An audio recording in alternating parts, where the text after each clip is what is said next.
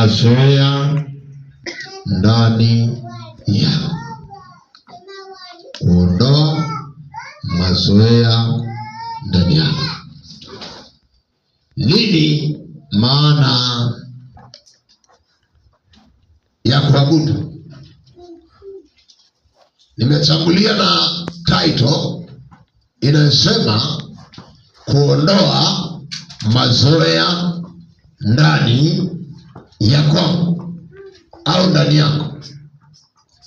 Lakini kinachofuata ni swali nalojiuliza, je, nini maana ya kuabudu? Nini maana ya kuabudu? Ningependa tusome Matendo ya Mitume sura ya 2 na tuanze mstari wa kwanza kabisa, ili niende kwenye maana ya swali langu kwa kanisa lote, kwa aliyeko hapa na ananifuatilia popote alipo, baada ya kujua maana halisi ya nilichokuuliza katika siku ya leo. Mungu anataka nini kwenye maisha yangu na hata pia kwenye maisha yako. Matendo ya Mitume sura ya kwanza kabisa na mstari wake wa kwanza, Biblia inasema katika kitabu cha Matendo ya Mitume sura ya 2:1, hata ilipotimia siku ya Pentekoste, walikuwako wote mahali pamoja. Shika hilo neno, hata ilipotimia siku ya Pentekoste, walikuwako mahali pamoja.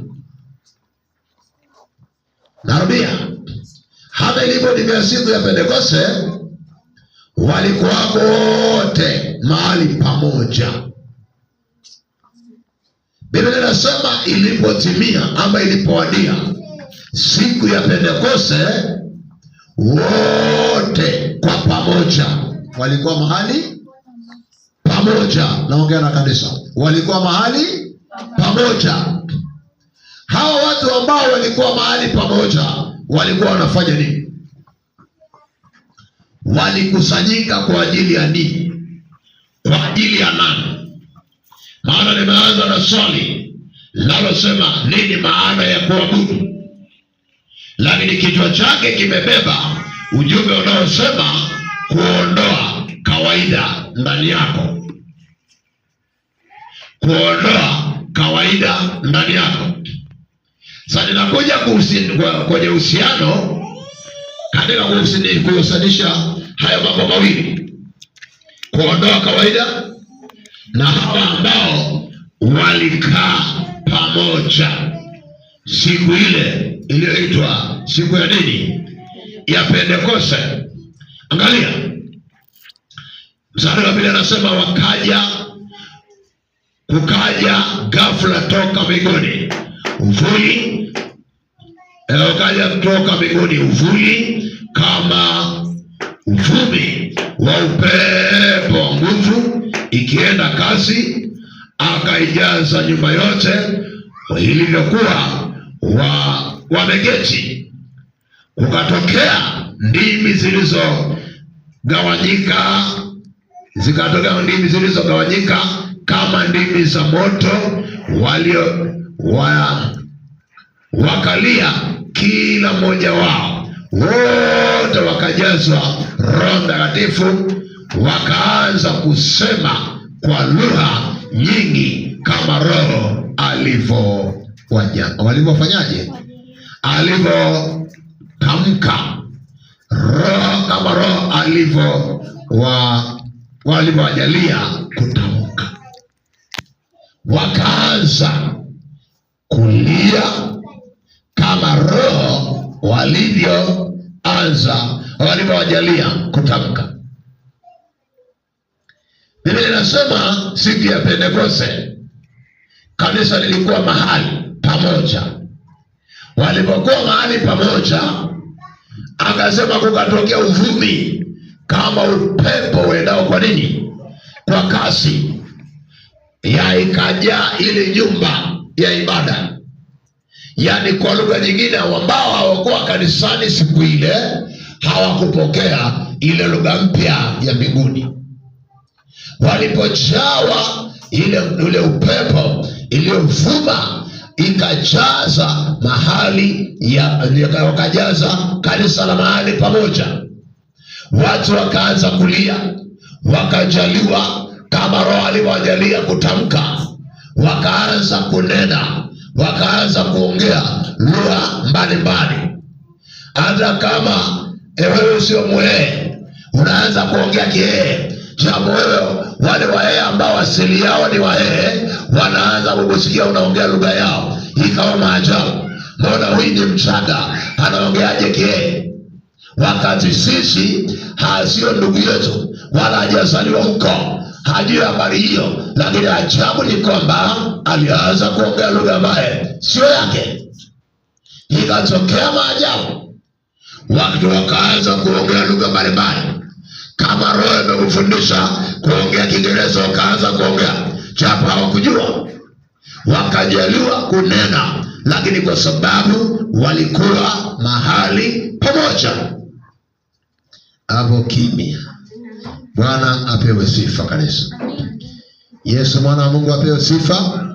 Angalia, anasema akaja ghafla toka mbinguni uvumi kama uvumi wa upepo wa nguvu ikienda kwa kasi, akaijaza nyumba yote iliyokuwa wameketi. Na Roho itakujia leo na utaondoka na nguvu nyingine tena katika jina la Yesu. Wakatokea ndimi zilizogawanyika, ndimi zilizogawanyika tokea ndimi zilizogawanyika kama ndimi za moto, wakalia kila mmoja wao, wote wakajazwa Roho Mtakatifu. Leo nafundisha tabia moja inaitwa kuondoa nini? Kawaida katika maisha. Hili kanisa ambalo ninakupa habari zake ni kanisa la mahali pamoja. Ni kanisa ambalo wao wanajua nini maana ya ibada. Naongea na kanisa, wanajua nini maana ya ibada. Ndio maana siku ile Mungu aliwakusanya pamoja kama alivyotukusanya asubuhi ya leo, ama tujawe ama tujazwe nguvu za Roho Mtakatifu. Kwa wale wote ambao walitokewa na nguvu za Roho Mtakatifu kwa mishili ya upepo wa nguvu ikaenea kwenye jengo lote, watu wote waliokuwa wameketi kwenye ile jumba ya ibada wakaanza kulia kwa pamoja. Ufundishi kulia, ina Roho Mtakatifu anapoingia ndani yako anaanza kuondoa tabia ya kawaida ndani yako. Unasikia kimya?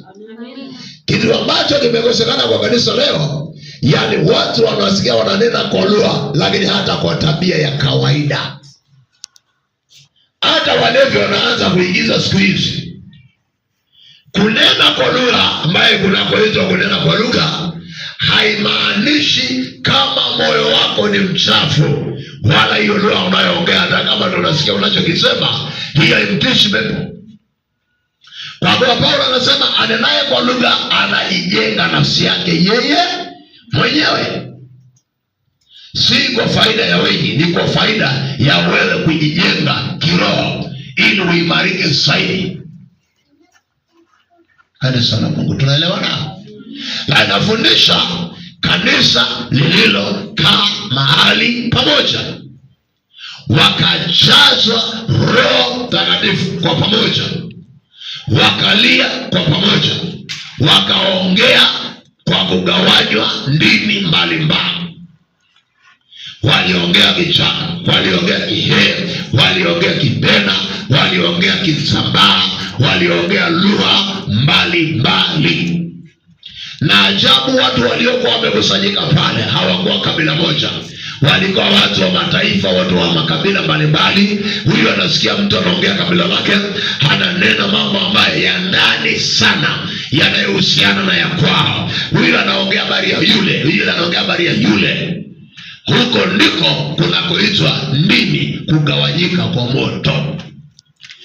Kitu gani kimesababisha wale watu wajawe na Roho Mtakatifu na wingo la nguvu za Mungu zikashuka katika ile nyumba ya ibada? Ni kwa sababu wao hawakukubali kuishi maisha ya kawaida. Naongea na kanisa. Hawakukubali kuishi maisha ya nini? Ya kawaida. Kanisa, ili tushinde dhambi, ili tusiwe watu wa mwili, tusiende ibadani kanini kimwili, tusimwabudu Mungu nini kimwili. Unaweza kuinua mikono juu, ukapiga magoti, ukaimba vizuri, ukahubiri vizuri, ukawashuhudia watu vizuri, lakini tabia yako ni ya nini? Ya mwili. Hapo najua Yesu kwenye saboti. Yesu mwana wa Mungu apewe sifa. Nataka niongee na mtu ambaye anatakiwa leo aachane na vazi la nini la mwili. Tabia mbaya ndani ya mtu umezalishwa na kawaida iliyoko wapi? Ndani yake. Ndio maana unakuta mtu saa ibada, yani hasikii kusukumwa, hasikii kubadilika. Yani kuna mtu akikosa ibada, saa ibada, moyo wake unaugua, anateseka, anakosa amani kutwa nzima. Hata ukimuuliza mbona ndugu yangu leo hauna raha, anasema ni kwa sababu nimekosa ibada. Huyo unajua kuna kitu kinaishi wapi? Kuna nguvu ya Mungu iko ndani ya mtu huyo. Roho Mtakatifu anaugua ndani yake. Anaona kama Mungu hajatendewa haki ndani yako kwa sababu hujaenda kupokea neno la uzima siku husika. Na kanisa la mwilini, hata wakija, hata kunakoitwa ibada, wanakaa nini? Mwilini. Unasikia unapiga magofu, uinuliwe, uinuliwe. Huyo anainua, anamuinua wapi? Mwilini. Tunamwabudisha Mungu mwilini, tunahubiri mwilini. Kanisa, kuna nani elewa? Kanisa la Matendo ya Mitume walikubali kuvuliwa vazi la kawaida. Ndio maana nguvu za Mungu zilifanyaje? Zilishuka. Roho Mtakatifu ni mwalimu wa kanisa, lakini ajabu zake ni kwamba hakai mahali pachafu. Hakai na mtu ambaye hajakubali kubadilika.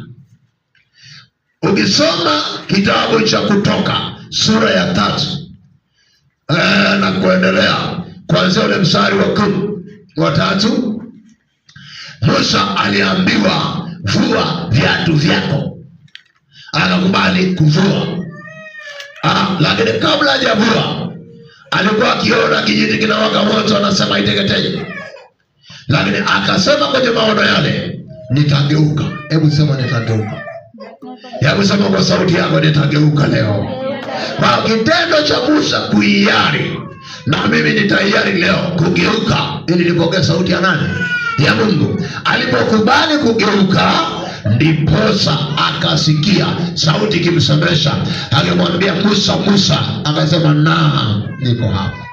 Akaambia vua viatu vyako.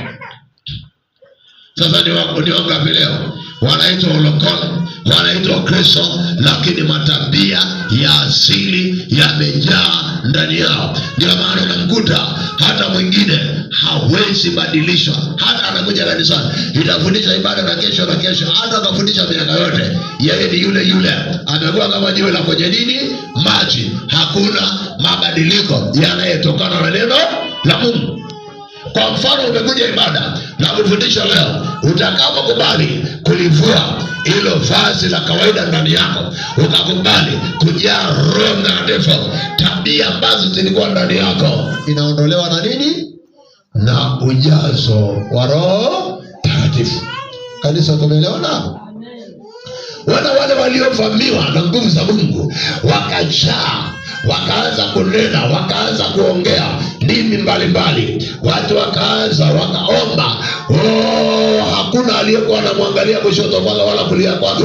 Unajua mtu wa mwilini anaomba kidogo anachoka. Hata ukimwambia tusimame tuombe hawezi, maana matendo ya mwili yamemjaa. Anafikiri mwilini, anaomba mwilini, anaimba mwilini, anafanya mambo yake mwilini, na tabia ya kawaida imemzalia mauti kwenye kazi yake. Unapokuwa mtu wa mwilini, unaanza kutembea kama mtu wa mataifa. Ni muongo kama waongo wengine ambao hawajaokoka wanapotenda. Mtu wa mwilini ambaye tabia hiyo imemtawala ndani yake, anafikiri kinyume na neno, na mambo ya ibada kwake si chochote, wala asikii kujuta wala asikii kuumia, kwa sababu yeye ni mtu wa nini? Wa mwilini. Alisa, tumeelewa nao? Nafundisha kuondoa kawaida ndani yako. Na unaondoaje kawaida? Sasa kawaida nimesema ni amekuzalisha ama imezalisha tabia ya chuki ndani yako. Ukiona sasa nimeokoka unaanza kuwa na chuki na mwingine, ujue tayari wewe ni mtu wa wapi? Wa mwili. Kawaida imezaa chuki ndani yako. Unaabudu kawaida, unaenda ibadani kawaida, neno halikubadilishi. Wale watu wa rohoni ukiambiwa leo, na kufundisha tu mfano, wewe leo ukitoka, nenda tamka jambo hili, sema kuanzia leo maisha yangu hayatakuwa ya hapa tena, maisha yangu hayatasalia hapa. Nililala njaa jana, natamka kuanzia leo sitalala njaa tena. Tangu siku hiyo kuna neema inakuja juu yako. Na unapokea kwa sababu wewe sio mtu wa wapi? Wa mwilini. Si kama unanielewa? Nimekutana na mama moja alikuwa ananiambia, mchungaji, maisha yangu yako hivi na vile. Nikamwambia, kwa kuwa Mungu ameniruhusu kukanyaga hapa, ninaikomesha uhitaji wa njaa katika nyumba yako. Haitakuwepo na jambo lolote baya. Na tangu siku ile akanibalia ushuhuda, za tangu umeomba sijawahi kuona kupungukiwa, sijawahi kulala njaa tena, sijawahi kuona. Hata kama kuna jambo gumu, katikati ya huo ugumu Mungu anajidhihirisha, analeta matokeo. Matokeo hayaji kwako ya aina ya baraka ulizoziomba. Tunatumia muda mwingi kuomba, tunatumia muda mwingi kufunga, tunatumia muda mwingi kufanya hiki na kile, lakini majibu ya wewe au yapokei, kwa sababu unaomba vibaya. Tena unaombea ukiwa wapi? Mwilini. Hapo kidogo Musa alidhamiria akasema, leo mimi nageuka. Hata mimi nasema leo nageuka. Musa akasema, leo nafanyaje? Nageuka.